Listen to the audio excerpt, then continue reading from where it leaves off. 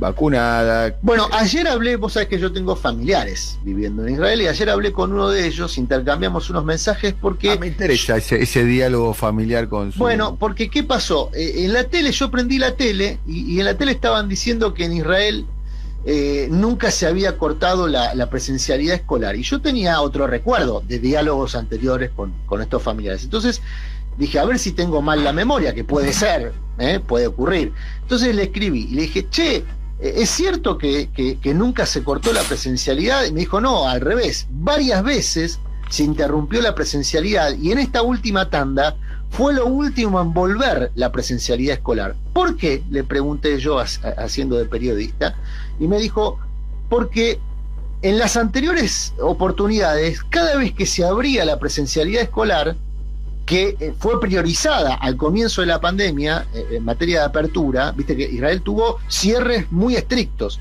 ¿Y qué pasaba? Cada vez que abría la presencialidad escolar, se disparaban los contagios. Entonces, en la última tanda, en esta tanda de restricciones finales que se compartió la restricción con la vacunación, esa fue la estrategia, restricción muy dura con vacunación. Lo último, se abrieron antes los shoppings que las escuelas, en el último tramo. ¿Por qué? Bueno, porque la experiencia empírica demostraba que cada vez que abrías las escuelas se disparaban los contagios. Te digo, esto es un testimonio de primera mano de alguien a quien no se lo contó nadie, lo vio, tiene chicos en edad escolar, está en una ciudad importante que es Jerusalén, y me decía, mirá, acá se llegó a esa conclusión después de haber probado con otros métodos, por ejemplo el de priorizar la presencialidad escolar. Digo esto porque vos prendés la tele y el relato, la narrativa es exactamente la contraria a esto que te estoy contando, con lo cual yo no sé de dónde sacan la información, si es que en algún punto sacan la información de algún lado o no es pura y exclusivamente un invento esto de comparar a la Argentina con lo que ocurre en otros países, pero no comparando con lo que efectivamente ocurre en otros países, sino la realidad imaginada, digamos, ¿no?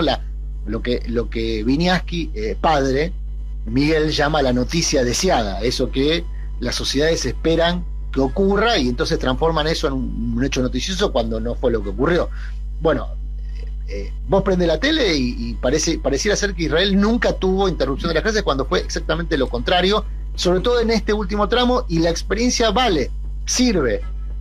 Es una de las experiencias recogidas en un informe que hizo un colectivo de científicos de la Universidad de Yale, que reunió 200 informes en el mundo, 200 informes en distintos países del mundo, sobre el impacto de la presencialidad escolar en el crecimiento de los contagios. Digo porque el tema sigue dando vueltas, ¿viste? El tema del debate de la presencialidad escolar, sí, presencialidad escolar no. Fíjate Santa Fe, ayer decidió una serie de restricciones, pero mantiene la presencialidad escolar porque la oposición lo tomó como bandera de campaña.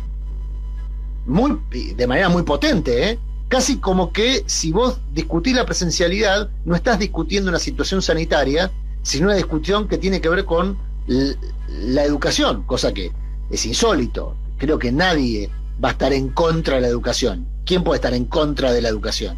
Es un debate falso el que se ha planteado. Yo creo que ahí por falta de iniciativa narrativa del gobierno también, ¿no? El gobierno le cedió la narrativa en este tema a la oposición, y la oposición impuso la idea de que hay un sector falta de la narrativa y falta la certeza del rumbo, ¿no? Claro. Porque, ¿cuál es el gran error del gobierno? Es que el gobierno estuvo sosteniendo hasta último momento, a través de sus voceros más importantes, Nicolás Trota, Carla Bisotti, Santiago Cafiero, de que las aulas no eran un foco de contagio, no se propagaba el virus y demás, en el discurso de la oposición. Entonces, cuando el presidente estaba recibiendo información en otro sentido, a ver, acá hay relatos, ¿no?, que uno logra detectar de un nivel de, llamémoslo, no de confrontación, pero sí de discusión pública sobre el tema de la presencialidad entre el gobierno de Alberto Fernández y el gobierno de Axel Kicillof. El relato de reuniones donde participaban los jefes de gabinete, donde la posición de Santiago Cafiero era una posición muy, muy neutral, donde los funcionarios de la provincia de Buenos Aires planteaban y argumentaban con respecto a la cuestión del cierre de colegios y lo necesario que era, y Felipe Miguel, el jefe de gabinete de Horacio Rodríguez Larreta, planteaba que esa situación no era necesaria, las reuniones eran muy largas, muy extendidas, y la postura de Santiago Cafiero era una postura como si fuera un juez de dos partes en conflicto. Esa era la postura original. Y los que estaban anticipando de alguna manera, bueno, no olvidemos que Goyan y Luana Volnovich firman una solicitada alertando sobre el colapso del sistema sanitario hace más o menos unas 2 semanas atrás o un poco más, marcando una diferencia. Hay una cuestión acá que esto pasa, que en el nivel de locura en el cual entró, que para mí es que expresa esta crisis, es el gran problema de la Argentina. La Argentina es un país que no tiene élite. O sea, el gran problema de la Argentina es la élite. Y cuando digo élite, no me refiero a la élite económica, sino me refiero a la élite, a las 5.000 personas, en realidad son mucho menos, pero vamos a poner un número alto, que participa en la toma de decisiones. Porque el que está ahora subiéndose al Rocar no participa en la toma de decisiones. El que está esperando el 25 en primera junta, no. El que está cosechando yerba en Misiones en este momento, tampoco. El que está cosechando manzana en este momento en el Valle Río Negro, tampoco. El que está, no sé, participando, un camionero que está recorriendo una ruta argentina, tampoco. Pero hay alguien en su representación que sí toma decisiones. Y lo que se ve claramente en este caso es que es un país que no tiene élite. Porque vos fijate la discusión, mirá el argumento. A ver, el gobierno está en un año electoral, ¿no? Claro. Y se juega parte de su suerte electoral en la recuperación económica, ¿no? Y sí. Por eso estamos diciendo... La víscera más sensible. Por eso, te estoy diciendo obviedades totales.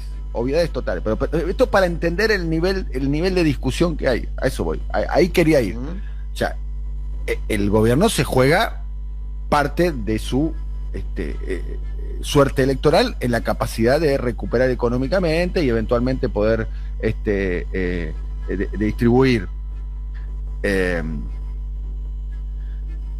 Bueno, ¿qué le convendría al gobierno nacional? ¿Cerrar o abrir? A los efectos de los intereses del gobierno nacional, ¿qué le convendría? Bueno, en materia económica, mantener la actividad económica. Que un poco es lo que está buscando, ¿no? Sí. Hay una incompatibilidad en la circulación entre mantener la actividad económica y mantener presencialidad escolar, porque todos van a los mismos medios de transporte. Bueno, por eso.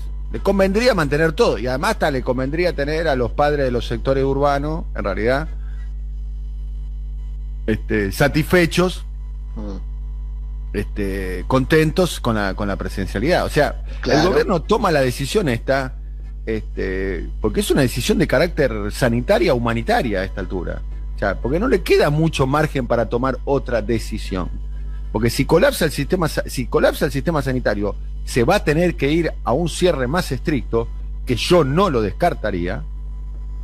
Yo creo que el cierre es, para mi gusto, más allá de que ya se empieza a detectar en términos estadísticos que la curva de crecimiento se desacelera, no que baja, que se desacelera. Hay que ver si esa desaceleración es suficiente. Ese es otro tema. Yo no lo sé, yo hablo de lo que escucho, de lo que saben, y además las estadísticas en un punto son públicas y dentro de todo son creíbles. Pero te quiero ir al punto. La gran ausencia de la Argentina, y se expresa en este caso, es la ausencia de élite que toma decisiones. O sea, la oposición está en contra de un cierre cuando los intereses del gobierno nacional también deberían estar en contra de un cierre, naturalmente. O sea, el cierre en términos económicos y demás tiene un impacto, o el cierre de las clases presenciales tiene un impacto sobre las expectativas económicas también, que perjudica al gobierno. Entonces, es una especie de de diálogo que es muy difícil de sostener.